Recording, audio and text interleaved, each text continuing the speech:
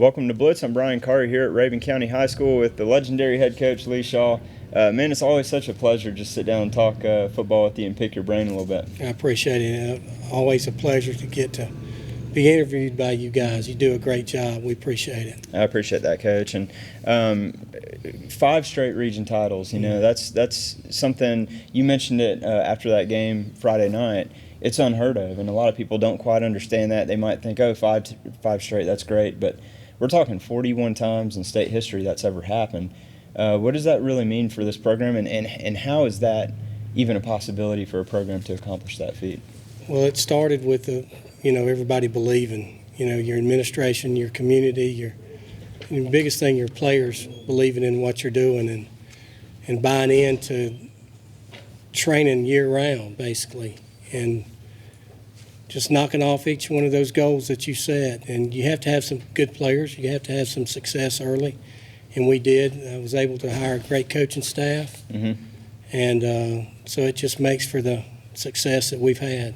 Yeah, you're just like reading my mind here, because that's where I was going next, is that you have had some great players, but players take on the persona of their coaches, and you've got a great staff here. Talk about the cohesion that exists between your coaching staff and you and your players. Yeah, well, there's not a split on this staff. There's not offensive guys, defensive guys, even though they coach one side of the ball.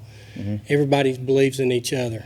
It's a tight group of coaches, and that trickles down to the players. If the coaches are a tight-knit group, players are going to be a tight-knit group, because at the end of the day, it's all about brotherhood with us, and that's from the community to the coaches to the players. Yeah, and you guys set forth a vision every year. You expect to play a 15-game season. There's no doubt about that. Absolutely. Whereas other teams, they're hitting the Week 10, Week 11, and that first round of the playoffs, and they're kind of like hitting their apex at that point. I feel like you guys are just getting started. I mean, this is like just the beginning for you. What does that look like for you guys now that you're hitting, I guess, the third or fourth quarter, so to speak? Yeah, well, a region championship is not the pinnacle of our success.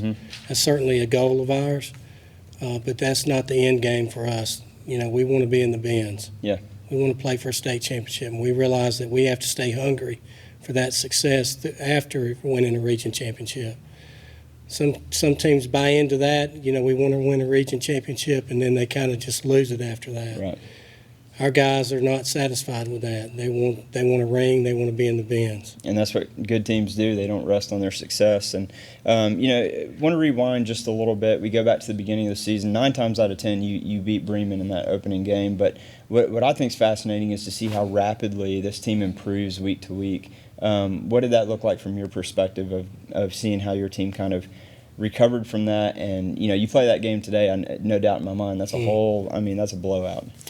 Well, scheduling tough teams early will expose a weakness, and it absolutely exposed some weaknesses of us, and mainly it was some inexperience in some players, even though they might have been juniors and seniors. Some didn't have the experience that some of the younger guys had, even a sophomore that's been in a lot of football games. So just playing tough teams early is what we try to do, and expose weaknesses, and that way you correct that and you're not living a lie.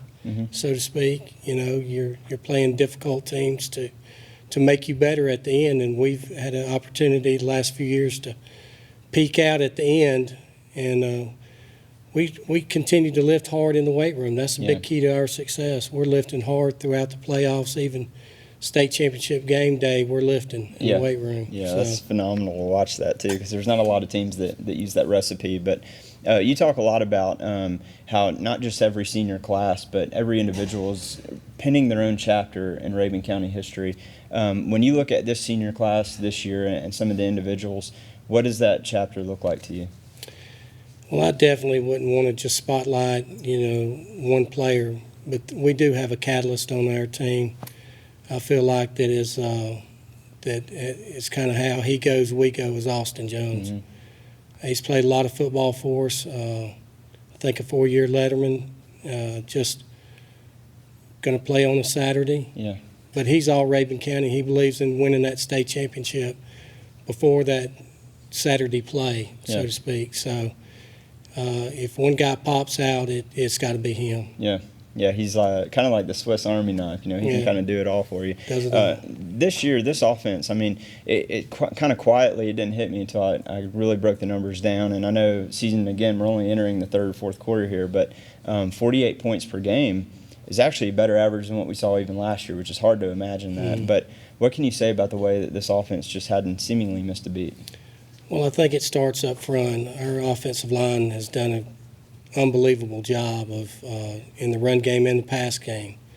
So it's kind of like if they're on, we're on offense, and they've done a great job. And I'd say the big factor for our success offensively has got to be our offensive line. Yeah. Well, Coach, thank you so much again for your time. Really appreciate it. Looking forward for 5 more wins out of you guys. Let's get that state championship. Well, you're welcome to be around here anytime. I will be. Thank you, Coach. Thank you. Appreciate it. Go Cats.